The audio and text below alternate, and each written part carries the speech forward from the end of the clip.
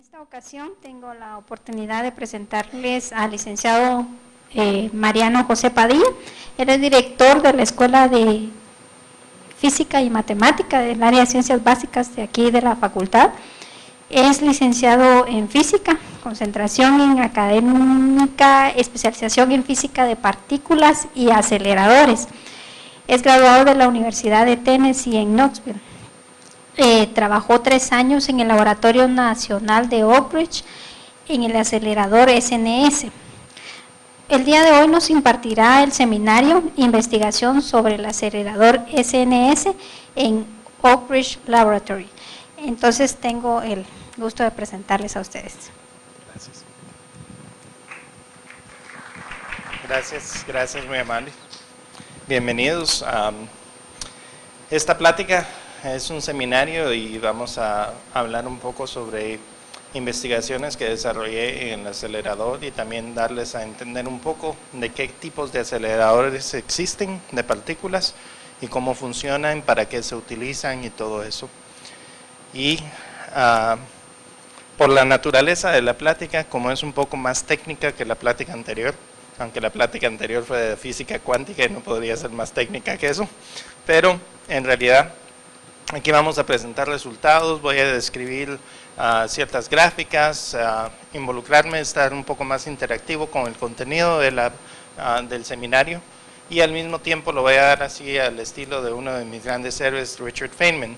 Él se mantenía más hacia abajo con la audiencia y también en parte se sentaba fuera de escenario a explicar cosas.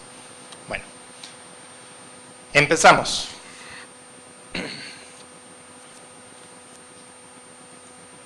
La agenda que tenemos para hoy, vamos a empezar a darles un pequeño resumen de rayos de partículas y qué son, un poco de la teoría. No se preocupen, no les voy a dar la teoría completa de rayos de partículas porque es un poco aburrida en sí. Vamos a hablar un poco sobre producción de rayos. Hay 2 investigaciones que yo hice que aquí les daré. Una es sobre el transporte y la caracterización de la calidad de rayos de partículas cargadas, y otro es sobre dispositivos y monitoreos de corrientes en un tipo de acelerador que se llama un acelerador lineal, y ese acelerador lineal producía neutrones, y también vamos a hablar sobre por qué neutrones y la ciencia de los neutrones, para qué se utilizan y cómo se producen y cómo funciona todo ese acelerador. Bueno, empecemos. ¿Qué son rayos de partículas cargadas? Lo más sencillo que podemos ver aquí, como en la foto, no sé si ustedes se acuerdan de los televisores antiguos que teníamos con pantalla y tubos. Esos eran rayos catódicos. Como en la plática anterior yo hablé de rayos catódicos, introdujo la física cuántica. ¿Qué son los rayos catódicos? Son partículas de electrones que están siendo producidos, en este caso, con los televisores de rayos catódicos y de tubo. Aquí se producen los electrones a base de corriente eléctrica y un generador de rayos catódicos, y se proyectan en la pantalla del otro lado de esta imagen. Ese es uno de los rayos de partículas cargadas más sencillos que se pueden explicar.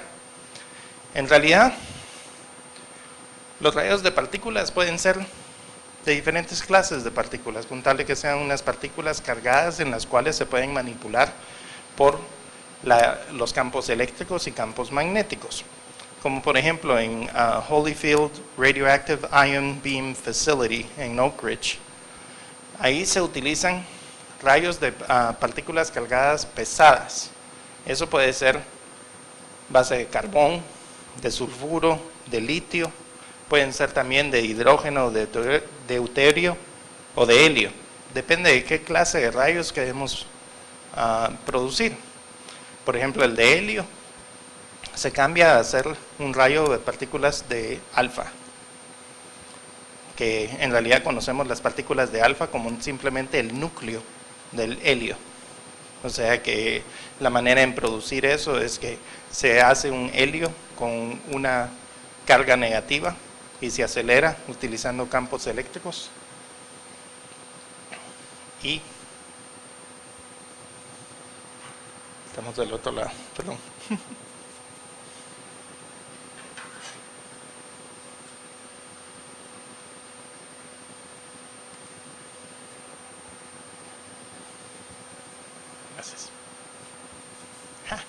Ahora tengo láser. Bueno. Como estaba diciendo, el helio, se puede quitar los electrones.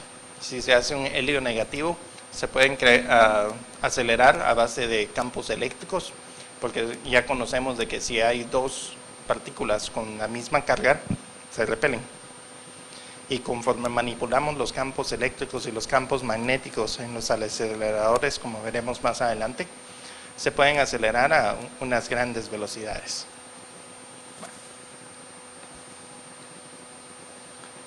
La producción de rayos de partículas. Está un poco claro, pero bueno. Todo empieza, tenemos una área aquí. Esta área es para generar alto voltaje. Por supuesto, tenemos un generador de alto voltaje y una plataforma de alto voltaje. La plataforma realmente lo que hace es limpiar el voltaje para que sea una corriente constante. No es necesariamente corriente directa, sino que corriente alterna, pero es de alto voltaje. Estamos hablando de 10.000 a 20.000, hay veces en que necesitamos más, 30.000 voltios. Todo eso va a través del aislamiento a una fuente de iones. Esta fuente de iones es donde metemos los elementos a base de gas. Por ejemplo, tenemos, en inglés se dice sulfur hexahydride, que es H6S, SH6, perdón, el gas. Y a base de eso se puede producir rayos de partículas de hidrógeno y de sulfuro, porque son las dos partículas que se pueden separar a base del alto voltaje. Y también el alto voltaje se hace un campo eléctrico negativo, de lo cual cuando separamos las partículas a base de ese alto voltaje, se ponen negativos y se repelen con el campo negativo. Y todas se repelen a través de esto. Aquí no se ve muy bien, pero tenemos un electroimán que depende del campo magnético que calculamos por el peso de las partículas. Podemos hacer que una partícula gire a los detectores. Y si tenemos un tipo de campo magnético a cierta magnitud, digamos uno que no esté con una magnitud tan alta, solo va a doblar partículas de bajo peso, como digamos un hidrógeno. Ahora, si lo ponemos un poco más fuerte, va a empezar a girar las partículas pesadas, como el sulfuro. Entonces, depende de qué rayos queremos crear. Aquí se le puede poner el gas necesario. A base de alto voltaje se separan las partículas. A base de campos eléctricos y magnéticos se acelera a través de esto. Esta taza de Faraday es simplemente una taza que para el rayo, si queremos ver si se está produciendo o no, pero lo para ahí. Es para que no continúe en caso de que no tenemos el imán prendido o lo tenemos separado o algo así por el estilo. Es nada más para parar el rayo. De ahí, aquí tenemos el dispositivo para medición de emittance. Emittance, me van a disculpar, no lo pude traducir, es un término bastante específico para aceleradores y es una medida de caracterización del rayo. Explicaremos un poco sobre eso. Y por supuesto aquí tenemos otra taza de Faraday, que es otro paro del rayo. Y esto en realidad es un área sencilla, es del tamaño de este auditorio, y es donde se estudia para producir rayos de diferentes iones, y fue mi primera investigación que yo hice con rayos cargados de partículas. El Einzel-Lensen, el lente de Einzel que está aquí, son simplemente dos placas con campos eléctricos, de lo cual aquí no se ven, pero los iones vienen aquí y se enfocan. O sea que si se vienen y se separan, digamos un ion para aquí y otro ion para aquí, con estos campos aquí, actúan como que si fueran un lente para enfocarlos a este foco. O sea que es una manera de enfocar los rayos, hacer lo que los lentes, las lupas hacen con los rayos ópticos, para los rayos de partículas. Esta es una de varias maneras de enfocarlo. O sea que eso forman los Eisen lenses que están aquí. En realidad es un tubo. Aquí lo que les enseñé eran nada más 2 placas, pero lo tenemos como un tubo, porque por supuesto las cargas se pueden repeler en cualquier dirección de las 3 direcciones de las dimensiones en que vivimos. Bueno. Basado en el estudio de producción, se ve un poco...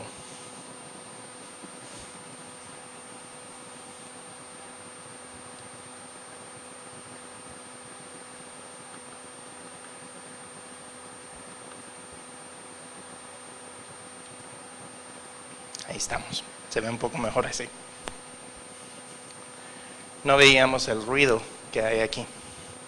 Este programa fue uno de los programas que diseñé para la caracterización de los rayos de partículas cargadas. Ya sabemos más o menos cómo se producen los rayos de partículas cargadas en un sistema, en un laboratorio pequeño. Esos rayos ahora los tenemos que caracterizar para saber que los Eisen lenses y los tubos que usamos para transportarlo están funcionando efectivamente y eficiente. ¿Cómo hacemos eso? Bueno, cuando tenemos una distribución sencilla, Gaussian, con, digamos aquí en tercera dimensión, esto incluye todo el ruido que hay alrededor. Todo ese ruido puede ser rayos de partículas del rayo que no se enfocaron bien, partículas que han rebotado por todos el transporte, partículas en realidad que son más pesadas, que sí se lograron girar un poco, pero no lo suficiente para ser enfocadas en el rayo, o simplemente puede ser radiación que existe todavía del tubo, de la atmósfera, del laboratorio, interferencia de alguna otra, partículas que hay alrededor, pueden ser un montón de cosas. Lo que nos interesa a nosotros es el centro, es el rayo de partículas que vemos aquí, el perfil. Entonces, lo primero que vamos a hacer es implementar un algoritmo que se llama SCUBIX. Eso es Self-Exclusion Elliptical, Consistent Bias Elliptical Exclusion, en inglés. Se escribe SCUBIX.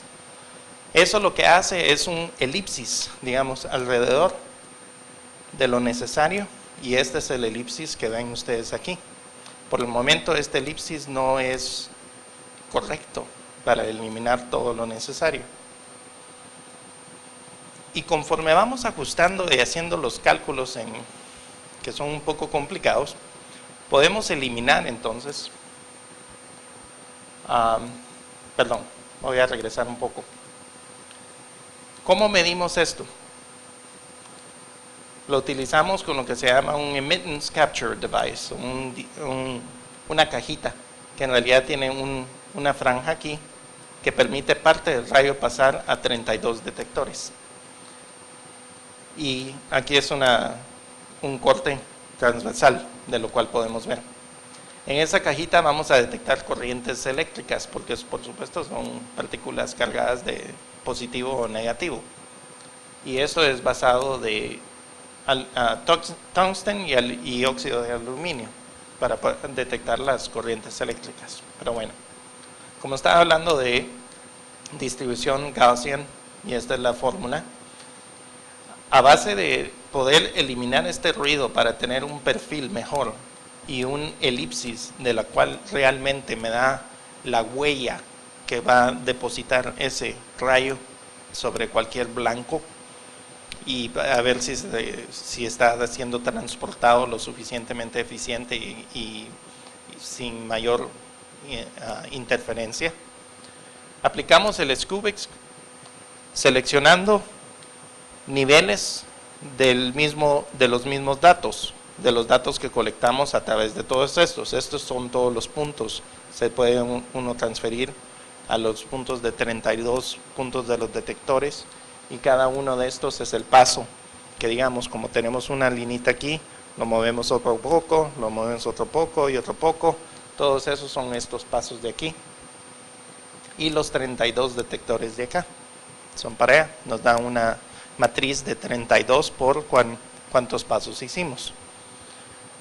Basando en el cual decimos de que hasta aquí llega el sonido, podemos entonces limpiar un poco para ya quedarnos simplemente con el perfil del radio. Este es un algoritmo que desarrollaron en el laboratorio allá de Oak Ridge, que realmente no ha habido un algoritmo que limpie rayos de partículas, del ruido del rayo de partículas tan eficiente como este. En realidad hay varias publicaciones. El doctor Stockley, que fue el que desarrolló este algoritmo, él es el que trabaja ahora manteniendo la fuente de iones para el acelerador donde yo trabajé más adelante, que se los demostraré. Bueno, ya teniendo un perfil bastante limpio, entonces podemos proceder a hacer los cálculos del elipsis para hacer una huella de cómo está el rayo. Si ese rayo de partículas es coherente, si no es tan delgado el elipsis, si no es tan ancho, si no es tan deformado en sí adentro del elipsis. ¿Y cómo hacemos esos cálculos? Basado en la exclusión que vemos aquí y diferentes parámetros, que estos parámetros en realidad lo que nos dan son 90%, 20% del rayo y todo, podemos hacer unos cálculos en los cuales encontramos una frecuencia o un rango de porcentaje en los cuales podemos adquirir una plataforma en el emittance, que es el grado que queremos adquirir, y el 90% del área del emittance, que es el 90% del área del rayo. Ese algoritmo nos dice de que si 90% del rayo llegamos a tener una plataforma bastante estable, entonces tenemos un rayo que está muy bien producido, muy bien coherente y ha sido transportado correctamente. Pero si no nos da ese 90%,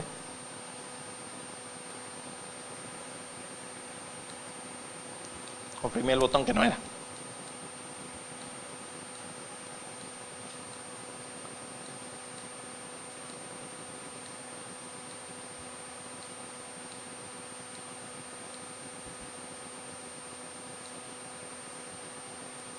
Si el 90% no nos da esta plataforma, que va de 250 a 1200 miliradios, milímetros por miliradios, o sea que la base del elipse de los 90% del área no nos da una plataforma lo suficientemente estable, entonces no tenemos un rayo que es suficientemente coherente y al mismo tiempo no tenemos un rayo que ha sido transportado. Eso nos quiere decir de que el gas que estamos utilizando para producir ese rayo de ion no es adecuado para ese rayo. O al mismo tiempo nos dice que los lentes que estamos utilizando no están calibrados correctamente, los campos eléctricos no están calibrados correctamente y al mismo tiempo el transporte, o sea que los tubos que tenemos hacen mucha interferencia para transmitir ese tipo de rayos, porque también tiene que ver con los tubos los van a afectar porque los tubos de por sí llevan corriente eléctrica, son tubos de acero, son tubos de níquel, son tubos de diferente clase de otros materiales para prevenir la radiación que emiten rayos de partículas a alta velocidad. Bueno, ya que logramos conseguir una plataforma así, podemos entonces hacer los cálculos necesarios. El RMS emittance está calculado por estos valores, los cuales están definidos en esto. Todo basado en el perfil inicial que teníamos de los detectores. Aquí están los 32 detectores y aquí están los pasos que utilizamos. Basado en estas fórmulas y estos cálculos que tenemos aquí para definir los valores esperados del RMS emittance, podemos entonces calcular el elipsis usando esta fórmula, todo basado en el RMS emittance. O sea que todo está relacionado entre sí. Y los coeficientes del elipsis los también tenemos relacionado en el área y los valores que medimos de la corriente. Eso nos da en turno un perfil o una huella se puede decir, de la estructura del rayo de partículas. Por supuesto, la mayor concentración va a ser en el centro, y también nos indica de que si tenemos una desviación de 2.5 o 3 o más, eso nos va a indicar que hay algún problema. Si tenemos una desviación de este lado de 0.5 o más, o digamos 1.5, perdón, o más, entonces ya sabemos de que también hay una desviación en que el rayo se está extendiendo mucho en una dimensión y no de la otra, o el rayo se está encogiendo mucho de una dirección y no de otra. Todo basado sobre estos algoritmos. Bueno, ya que vimos manera de caracterizar rayos de partículas cargadas, ahora podemos hablar más o menos de tipos de aceleradores. Hay en realidad 3 tipos generales de aceleradores. El primero es uno que fue construido en 1953 en Oak Ridge. Esta gráfica no la pude traducir porque en realidad es propiedad intelectual de Oak Ridge. Y en realidad aquí tenemos un acelerador que le llaman un cyclotron, que es a base de un círculo. Y es una máquina que acelera diferentes partículas como que si fuera una fuerza centrípeta alrededor, y lo va acelerando en campos magnéticos. Nuevamente.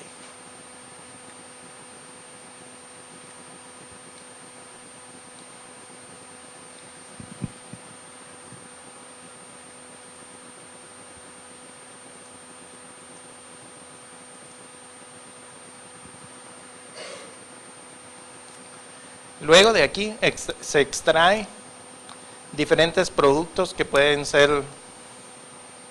producir fisión.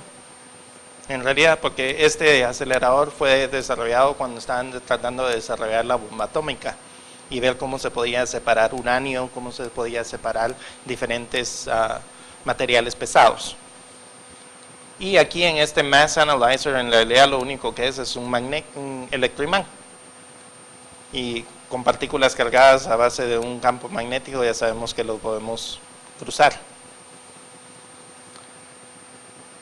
Luego de aquí se le cambia la carga para hacer también un isobar separator, que es otro como imán, de lo cual se puede separar los rayos que uno necesita. Y el tandem accelerator, que es un acelerador vertical, que cuando tenemos una partícula cargada negativa, ponemos un polo negativo en la parte baja del acelerador y un polo positivo en la parte alta del acelerador vertical. Entonces la partícula se atrae al polo positivo y se repele del polo negativo, y así se acelera verticalmente. Cuando ya llegan arriba, entonces se cambia la frecuencia, se pone el polo negativo en la parte alta y el polo positivo en la parte alta, ya después de que se le da vuelta con otro electroimán y se logra bajar. Es en realidad el área completa involucra todo esto. Uno podría decir más o menos aquí son las puertas, y estas son todos los diferentes electroimanes y áreas, y el área vertical donde se acelera, y después sale el resultado acá para ser analizado. Estas son fotos más o menos de este acelerador vertical aquí, en la cual tenemos los polos que se pueden cambiar arriba o abajo, y aquí hay una persona parada, entonces ahí pueden ver más o menos el tamaño del acelerador. Esta es una foto tomada por fuera, a una distancia más o menos de unos 150 metros de donde está el acelerador. Y el acelerador vertical, aquí pueden ver ustedes unas partes de las oficinas, o sea que el acelerador es bastante alto en ese sentido. Pero este es un acelerador pequeño, en realidad. En Fermilab, en Illinois, hay un acelerador circular, que es parecido al acelerador que existe en CERN. En realidad este tipo de aceleradores son aceleradores destructivos. Lo que hacen es colisionar partículas para hacer estudios. O sea que ellos producen aquí protones y antiprotones. Aquí esto le llaman recycler, que es esta área de aquí, este anillo, en la cual reciclan iones ya producidos en ciertas partículas cargadas. Y esto es donde en realidad se hacen todos los análisis. Aquí colisionan partículas y aquí colisionan partículas y aquí sacan partículas que necesitan producir para otros estudios, como por ejemplo el neutrino, el protón y el mesón, que son partículas diferentes que producen también para varios estudios. En realidad este tamaño de aquí, este círculo, no es ni siquiera ni una cuarta parte de lo que es el acelerador de Geneva. El acelerador de Geneva son un diámetro de 16 kilómetros. Este diámetro de aquí es simplemente de 5 kilómetros. El diámetro, no el radio, sino que el diámetro. Bueno, este es un acelerador circular que lo llaman Tevatron. Es el tipo de aceleradores. Luego tenemos un acelerador lineal, que fue donde yo trabajé en el Spallation Neutron Source en Oak Ridge. El acelerador lineal, por supuesto, tenemos una línea y tenemos un anillo que es un acumulador. Aparte del anillo del acumulador tenemos un blanco.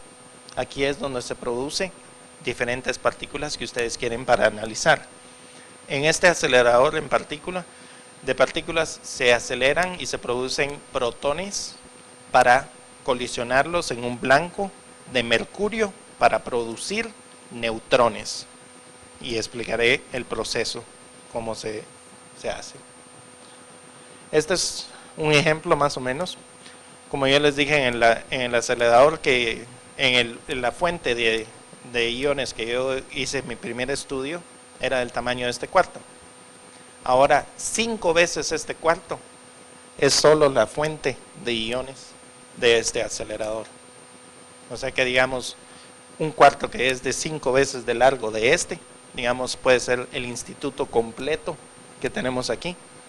Es solo la parte de aquí, que le llaman el front-end system, que es la parte donde se hace la fuente para los iones.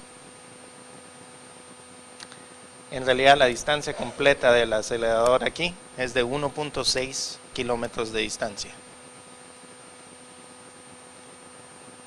Esta es una foto tomada de más o menos cómo es el anillo. Aquí va el tubo en el centro. Por supuesto, estos son electroimanes y quadrupoles y diferentes lentes en los cuales podemos contener partículas. En este caso son protones, partículas enfocadas en el centro para que no se salgan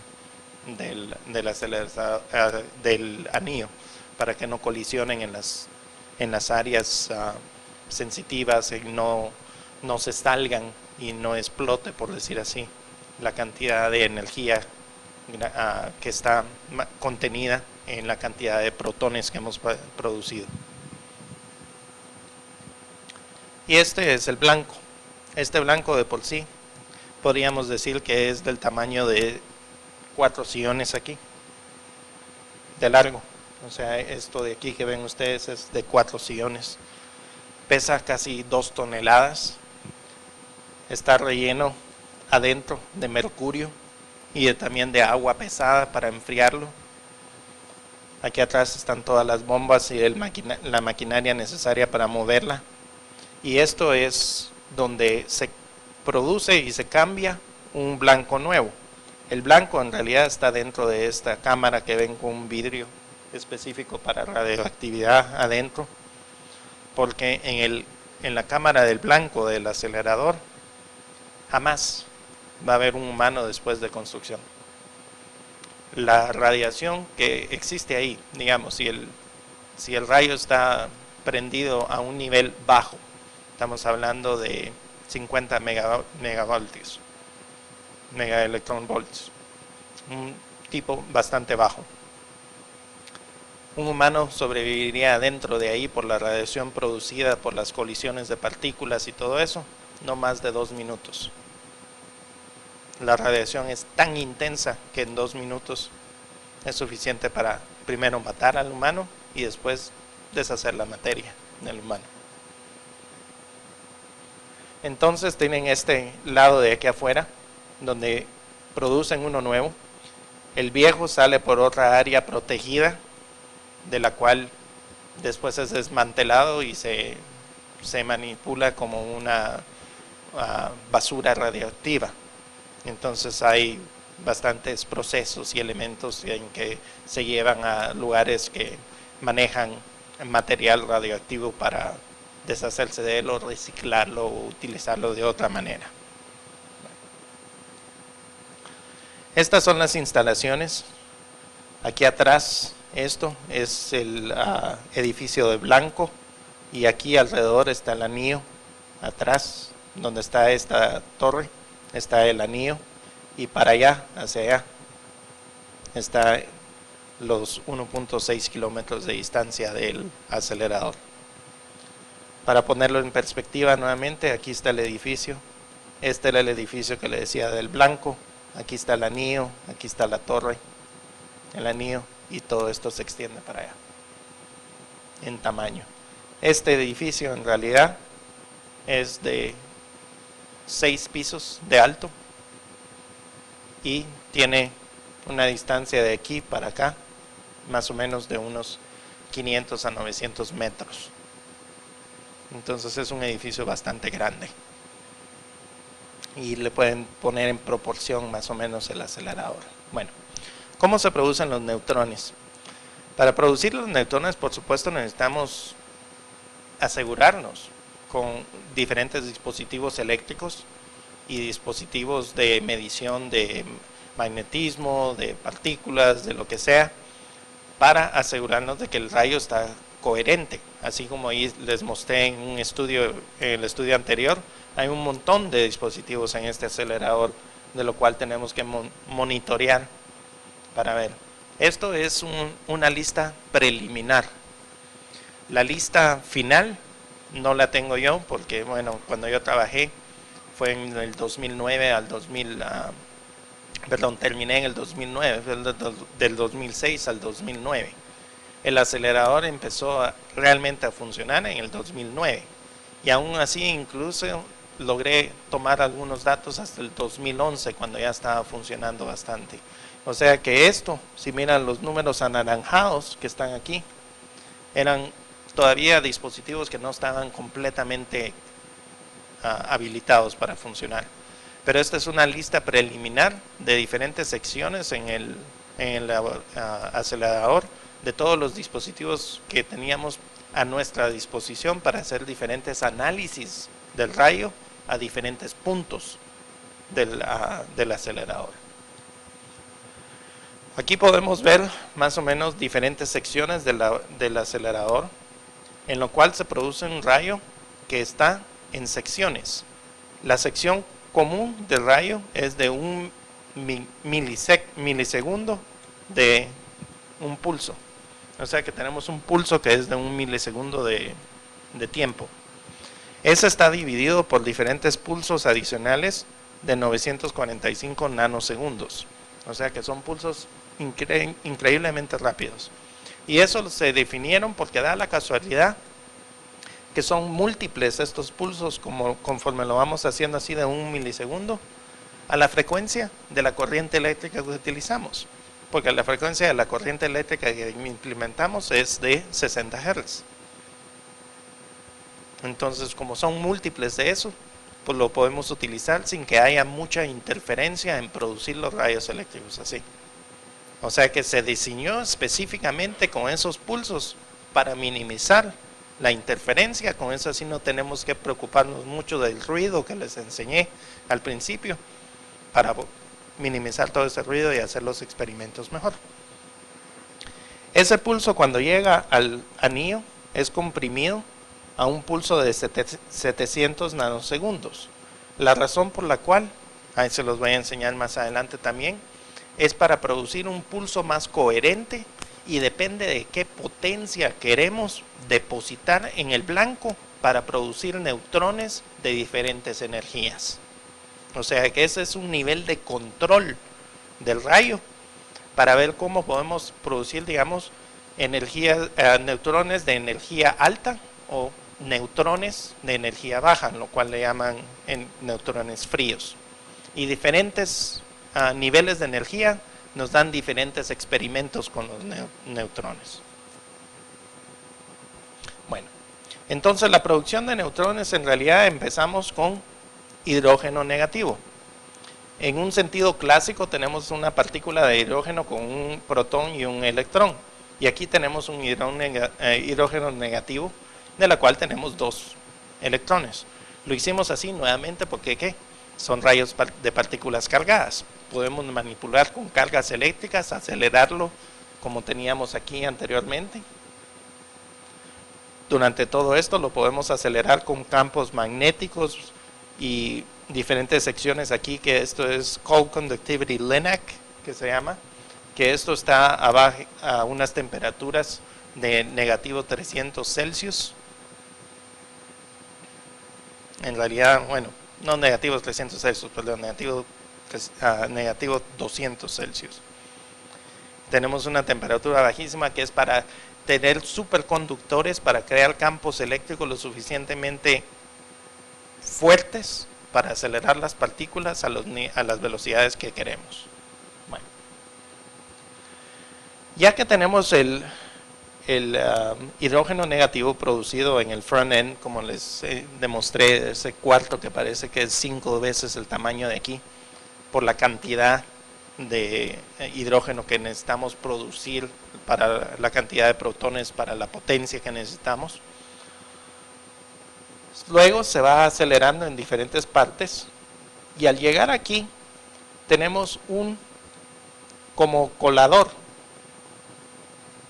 que es un colador de diamantes, en realidad, esa base de diamantes de carbón, en la cual el rayo pasa a través y el efecto que tiene, de la manera en que está diseñada ese material, es quitarle los electrones y le deja simplemente el protón. Entonces lo que se llama es un stripping foil en inglés. Es, háganle caso que es como un papel de aluminio, parece ese papel de aluminio, pero es un poco más opaco, pero es tan delgadito como el papel de aluminio, pero cuando el rayo le pega, todos los protones siguen adelante y los electrones se quedan.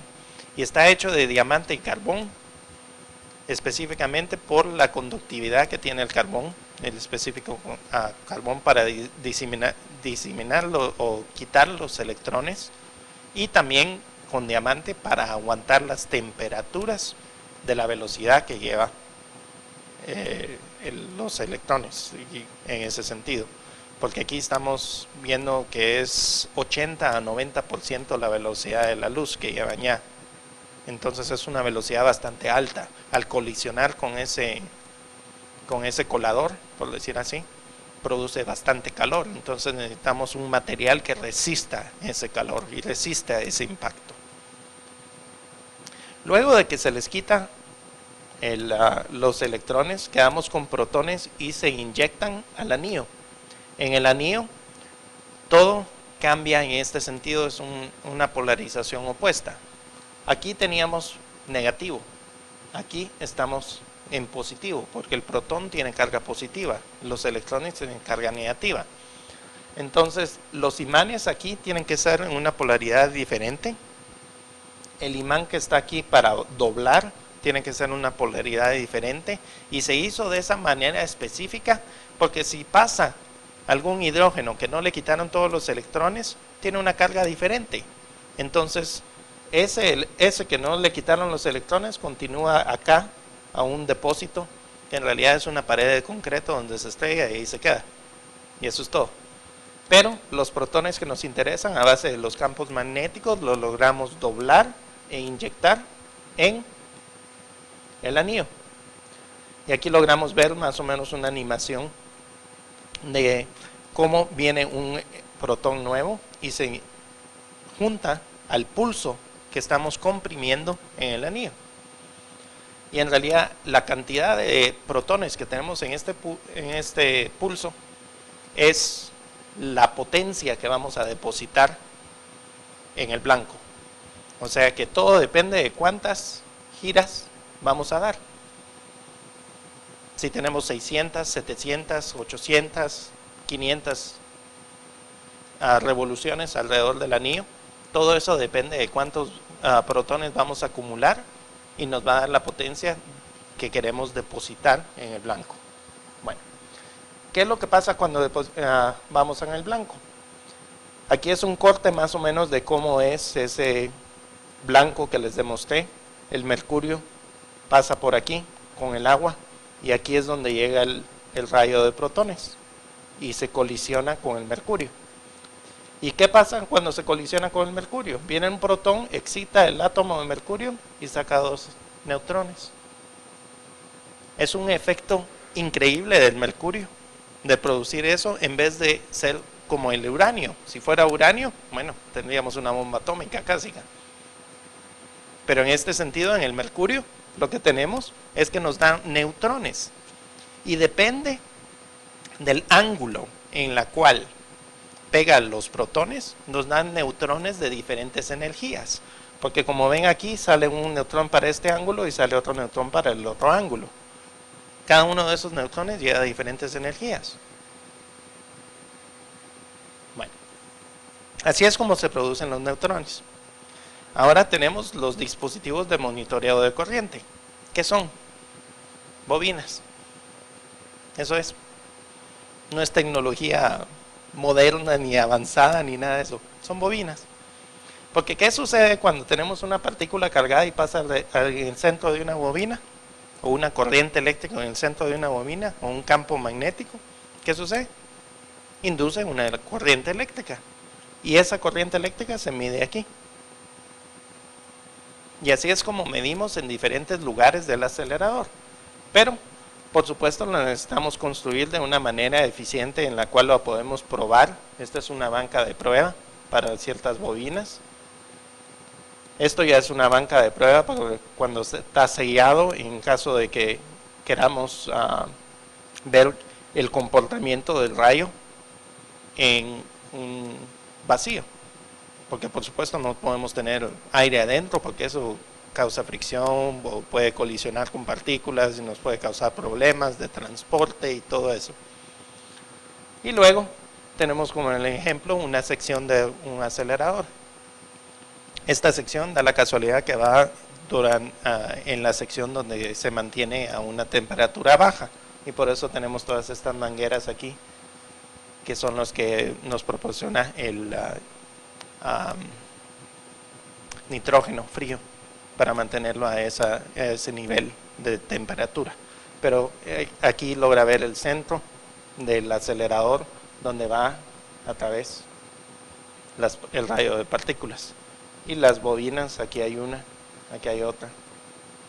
Más adelante tenemos otra aquí que apenas se ve.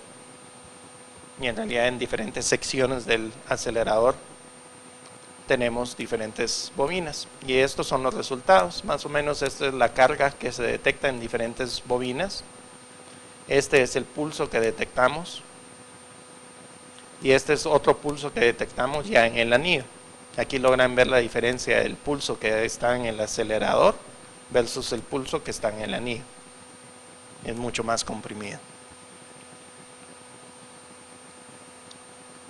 Y aquí tenemos una imagen de cuando el rayo colisiona en el blanco.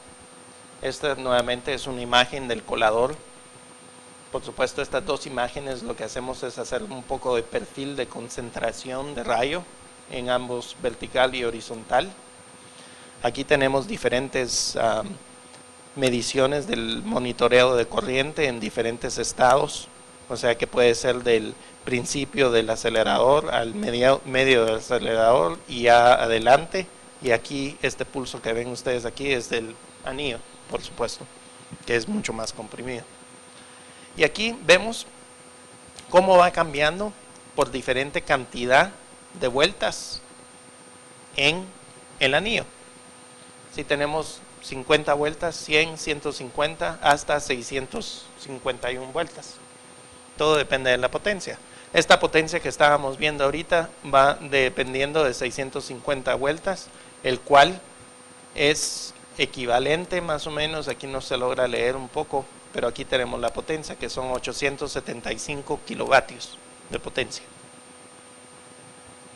de energía depositada. Con estos dispositivos nosotros podemos medir potencia. Aquí nuevamente 869 potencia fue la última que se midió. Por hora, por día. Podemos también medir energía por hora, por día. Y podemos también medir desde el inicio del 2006 hasta el último que fue el 2011. Y también podemos ver la potencia desde el inicio hasta el 2011, que tenemos estas gráficas. ¿Y qué nos dicen eso? Bueno, eso es la potencia de la cual estamos depositando en el blanco para ver qué clase de neutrones estamos produciendo.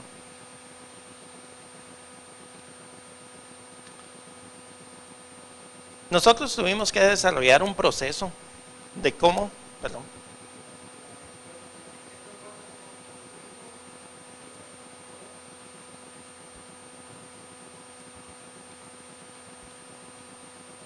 Aquí las 600 vueltas en realidad,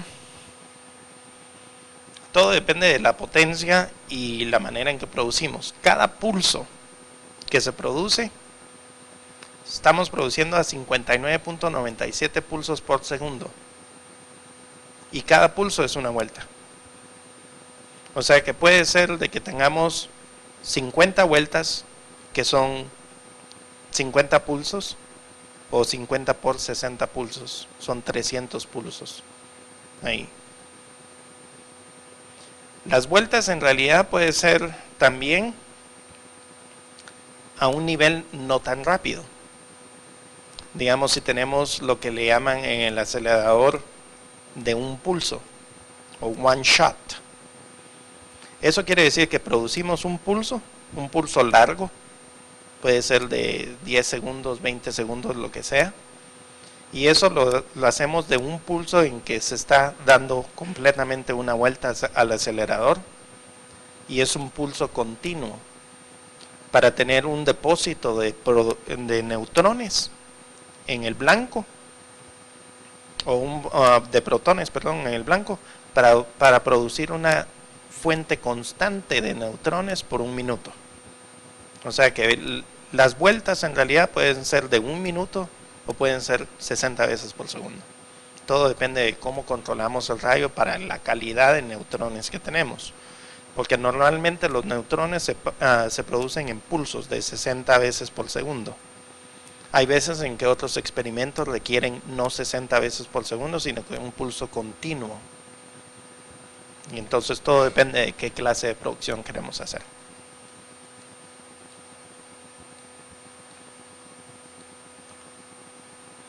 Bueno, en el monitoreo de corriente, de toda esa información que estamos recibiendo, que en realidad la información que recibimos son 30 terabytes por hora de información. ¿Cómo vamos a desarrollar eso? Entonces desarrollamos un proceso en el cual tenemos la definición del reporte que queremos hacer, la colección de datos. Por supuesto, la colección de datos ya tiene que estar, porque si no, ¿de qué nos sirven los dispositivos que ya tenemos? ¿Verdad? El banco de datos, el proceso del reporte y, por supuesto, la generación del reporte. Y esa misma generación de reporte, porque por esta lógica que se adquirió en el reporte, se puede utilizar para otro reporte más adelante. En eso definimos varias partes.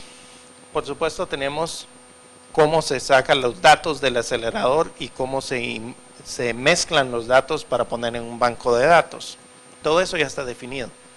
Hay varios aceleradores del mundo que ya lo definieron, entonces eso no hay que rehacer ni reinventar.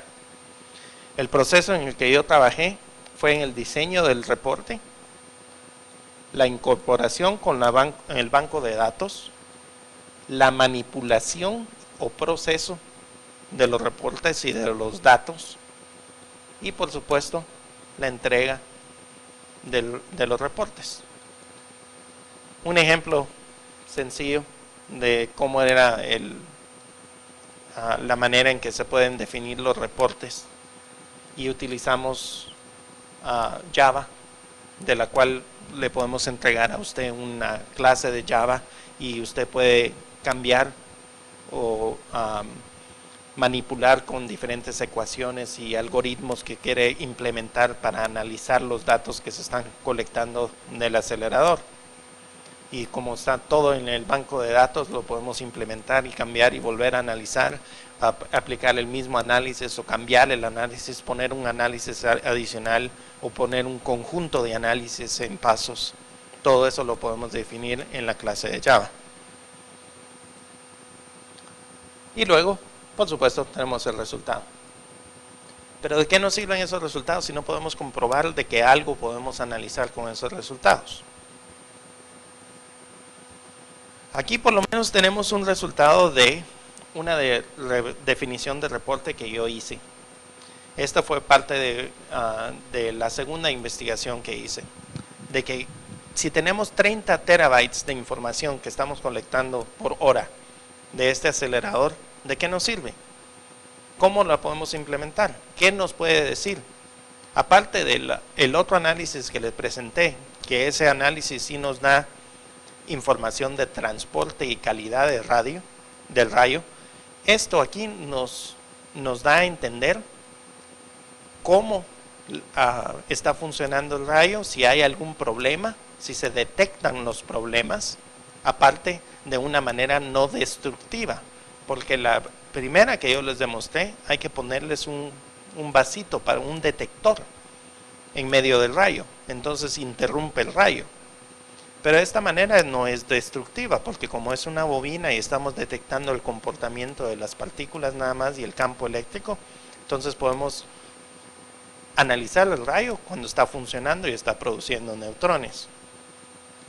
Aquí es un poco difícil ver alguno de los cambios. Aún si nos acercamos un poco, podemos ver de que sí hay un problema aquí con uno y hay otro aquí. Pero a menos de que lo veamos así con una lupa muy cercana, no podemos ver los problemas.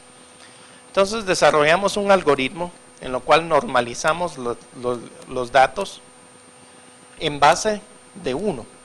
Seleccionamos a 1 como una base. Y entonces todos los demás los normalizamos. Hacemos una transformación de vectores, por decir así, para normalizarlos todos a una misma frecuencia o una misma magnitud. ¿Y qué nos da ese resultado? Nos exagera los errores y nos minimiza el ruido.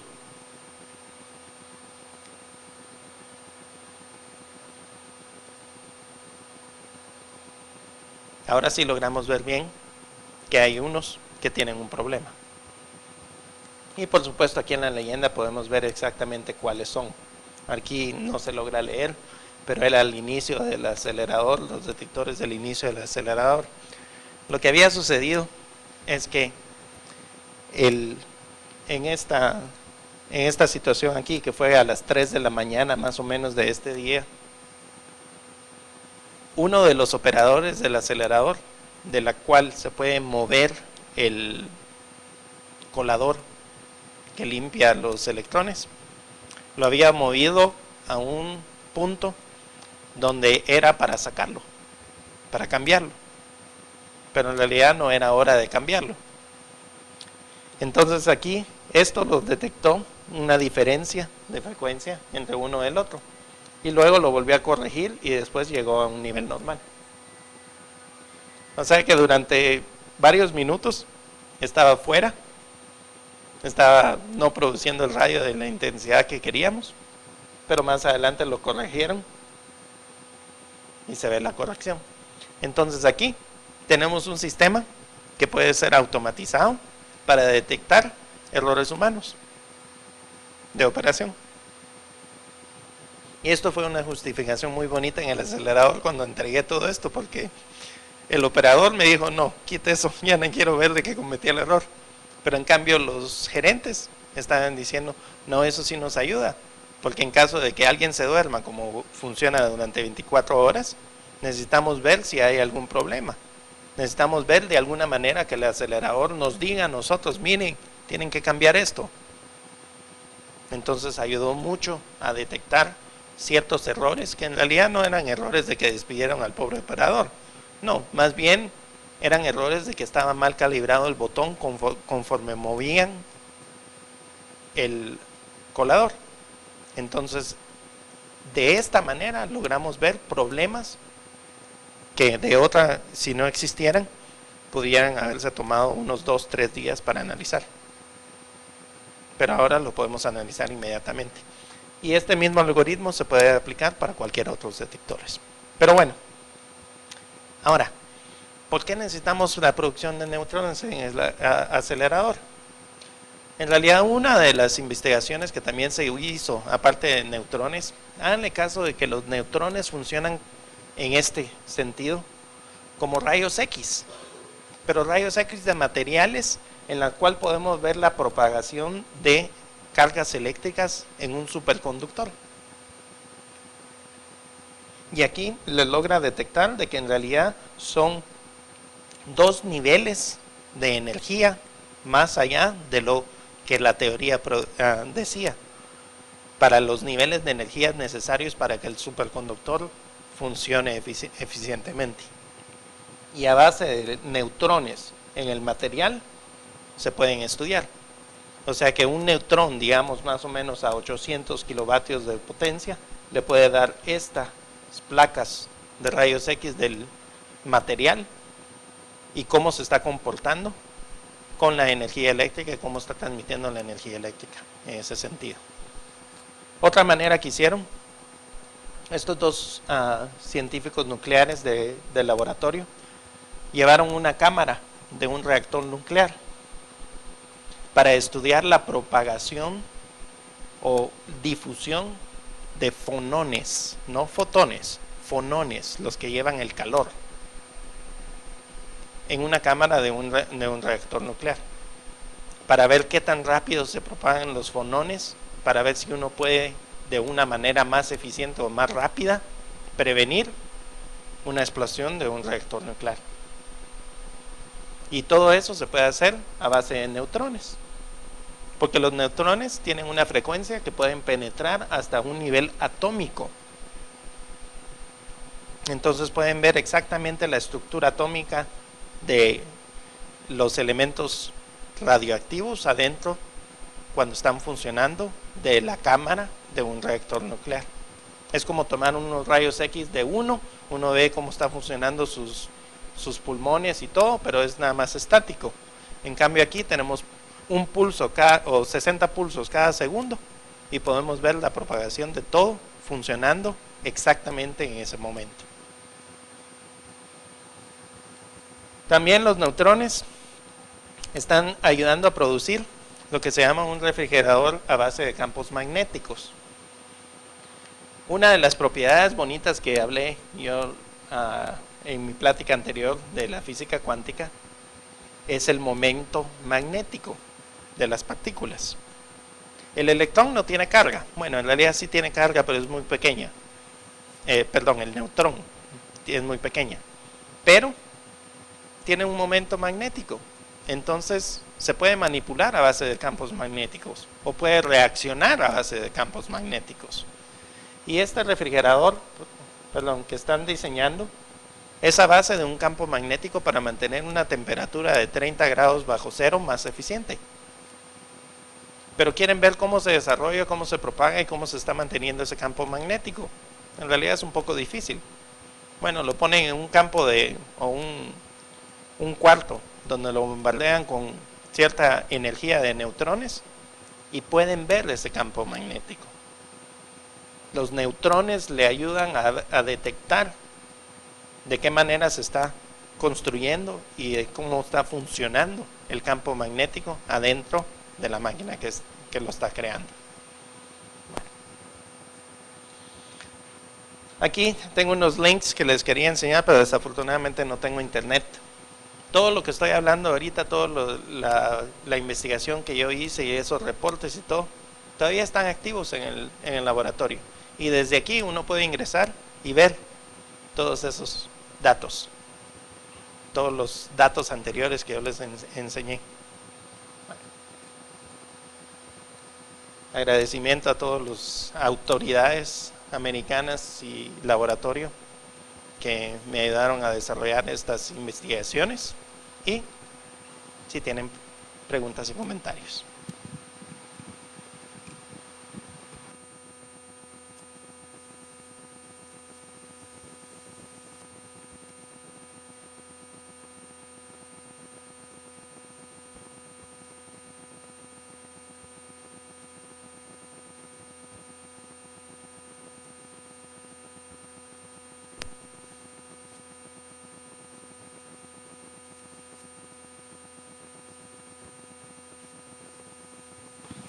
La pregunta es si la tasa que para los rayos se calienta en la producción.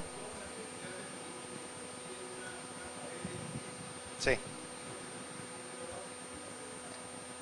Exacto. Todo eso está calculado a base de la potencia que está producida en el acelerador. En el laboratorio que yo utilicé esas tasas, era una potencia muy baja. Estamos hablando nada más de 10.000 voltios de energía. 10.000 voltios para un rayo pesado en realidad no es tanto. Estábamos analizando rayos de oxígeno, iones de sulfuro y también iones de hidrógeno. Y la energía depositada llegaba a tener una temperatura de 200 o 300 grados centígrados. O sea que puede llegar un punto en que sí se queman, si es constante y todo, pero por supuesto para hacer un análisis o si está encendido el rayo y no quiere que ese rayo continúe a algo que puede dañar, entonces se pone la tasa.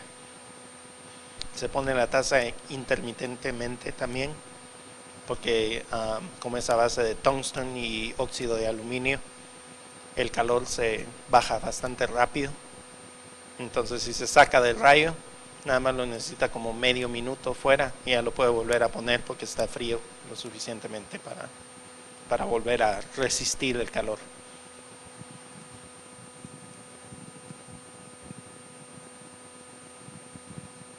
¿Cuáles son las aplicaciones de esos rayos? ¿Para qué los generan? Bueno, uno de los rayos, el protón, es como le enseñé, es para producción de neutrones que después se utilizan para todas esas otras aplicaciones. Los de rayos de partículas pesadas, como digamos sulfuro, litio, carbono. Los de carbono son para estudios de depósitos de carbono en materiales. Los de sulfuro son para corrosiones de materiales. Los de litio en realidad están experimentando con la partícula a ver qué es lo que pueden hacer, no tienen un uso de por sí. Ahora para rayos ya más pesados, porque también son factibles de utilizar uranio, cesio y otros así, en realidad eso los tienen muy limitados cuando tienen que hacer estudios de comportamiento de radioactividad a niveles de alta energía. Por supuesto es muy difícil estudiar los niveles de radioactividad después de una bomba atómica porque hay tratados y convenios internacionales los cuales limitan a estallar una bomba atómica. Pero si se crea un rayo de partículas radioactivas pesadas, se pueden estudiar la propagación de alta energía con, o sea que digamos una partícula de alfa, que es una de las radiaciones que se producen, se puede estudiar produciéndolo en los rayos. Los de uranio se puede depositar en un blanco, se separan y crea la misma radioactividad que fueran una bomba atómica, pero no con los efectos de una bomba atómica. Entonces se pueden estudiar también la radioactividad de uranio, de plutonio y de otros elementos sin necesidad de estallar una bomba atómica.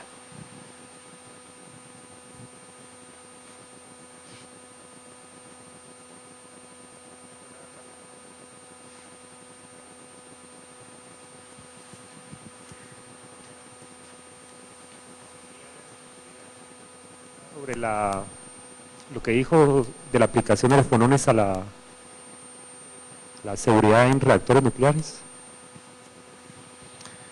En realidad lo que hicieron en ese estudio es agarraron una parte de un reactor nuclear, una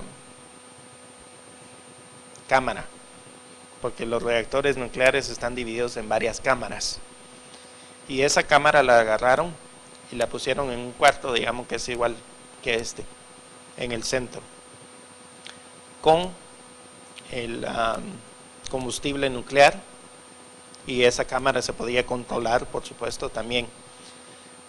Usted sabe que si un reactor nuclear no está bajo control, va a crear demasiado calor que se derrite el uranio o se derrite el combustible nuclear y se puede salir, porque es un calor tan concentrado y tan fuerte que se puede pasar a través del concreto, puede pasar a través de la tierra y llegar a contaminar áreas como agua o fuentes de agua o otras cosas, por supuesto.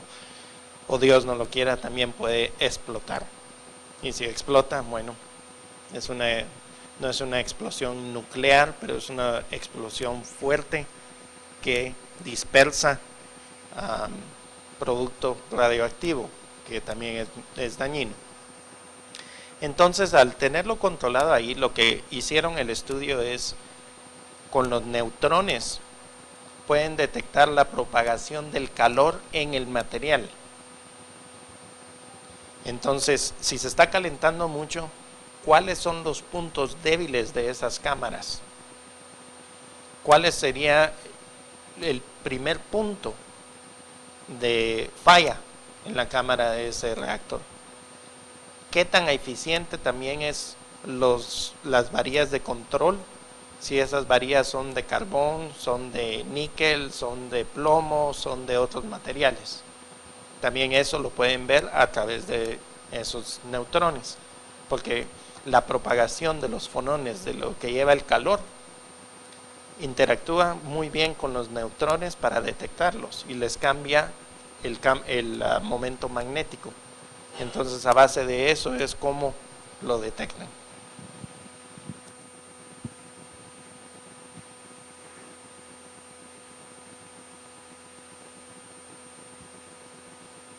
Mi pregunta es, ¿de qué forma o cómo actúa la radiación en el ser humano, estando sometido en una planta nuclear o ahí en el acelerador de partículas, a largo plazo, ya sea, o qué tanto tiempo puede estar uno sometido a esas condiciones? La radiación tiene varios efectos fisiológicos. En realidad depende también de la radiación.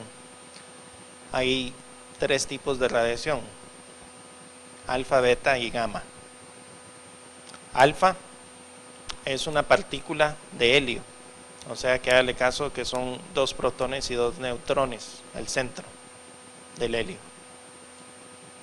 Y si esa partícula lleva la suficientemente energía, hágale caso que es una bala miniatura que le penetra a usted.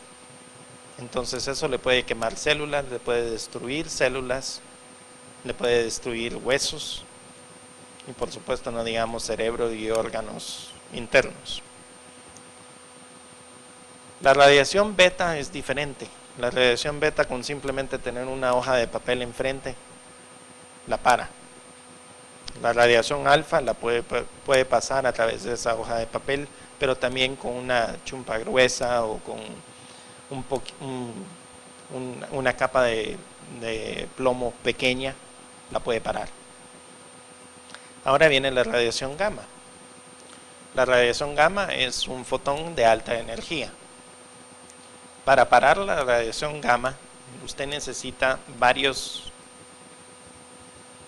capas de concreto reforzado con plomo y otros materiales, por lo menos 6 a 8 pies de ancho, para poder minimizar la radiación gamma. Esa radiación gamma quema bastante. Ese es uno de los efectos fisiológicos que tiene. O sea que hágale caso que es como que si le quemara la piel, pero en realidad no para ahí. Le quema la piel, le quema el músculo, le quema el hueso, le quema todo hacia adentro. Aparte de ahí está también la contaminación radioactiva. Las partículas, digamos, de alfa son radioactivas que pueden causar radioactividad en otros materiales que llegan en contacto. Igual la radioactividad gamma. O sea que si hay partículas radioactivas flotando en el aire y usted los respira, entonces ya tiene la radioactividad adentro.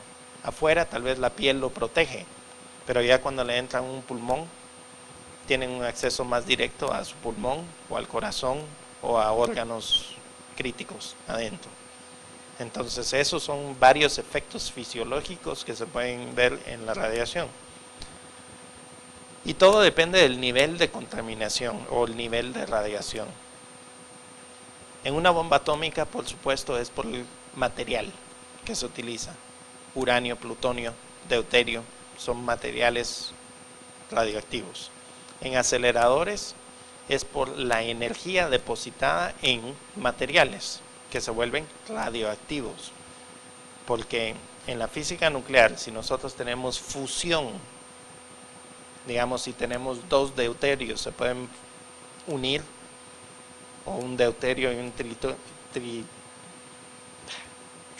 se dice en inglés, que es otro isótopo de hidrógeno, se unen y forman una partícula de helio, pero no es estable, entonces tiran partículas o decae, va sobre un decaimiento radioactivo. En los aceleradores eso pasa con las partículas cuando chocan. Un protón puede chocar con un átomo de mercurio y causa radiación de neutrón, pero al mismo tiempo puede causar una partícula de gamma, o puede causar una partícula de beta, o puede ser de que uno de los materiales de la casilla donde estaba construida se hace fisión, se rompe, y en ese rompe crea un isótopo de otro elemento no estable, de la cual decae. Entonces causa diferentes radiaciones, y todo eso es de diferentes energías. Y si es una energía suficientemente alta, por supuesto hay una cantidad de radiación tan alta que el cuerpo humano no aguanta más de 2 minutos, porque se quema, se desintegra, tiene una cantidad de energía depositada en el cuerpo que no lo aguanta y se muere. Entonces, en realidad todo depende del nivel de energía, los materiales y todo eso, para hacer diferentes niveles de contaminación radioactiva.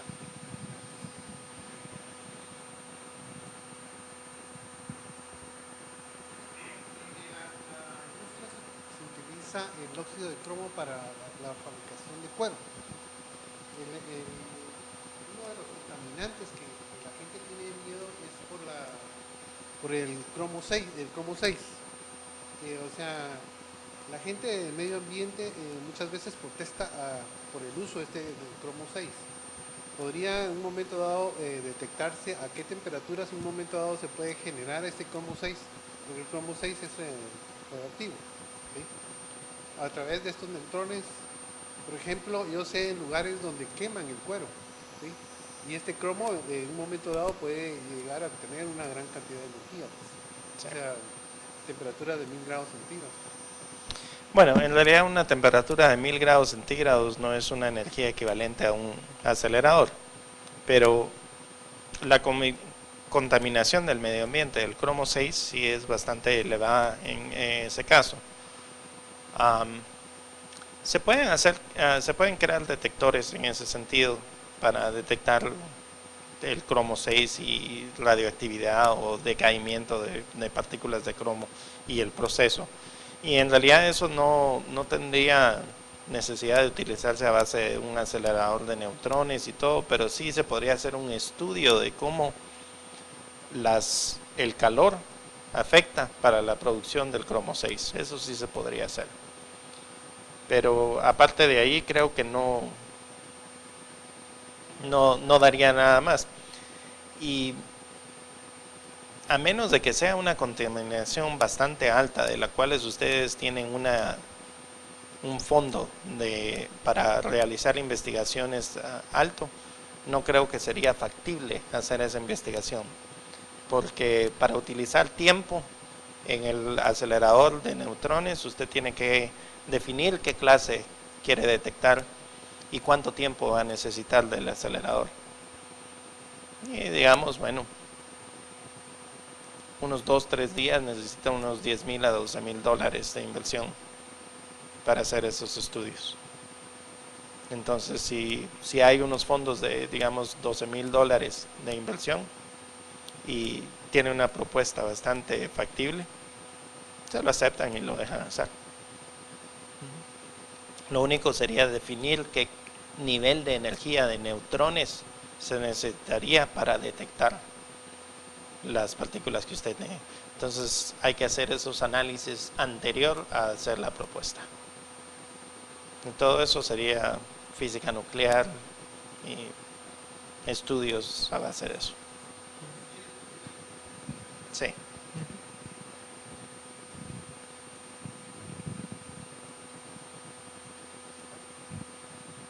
¿Ninguna otra pregunta?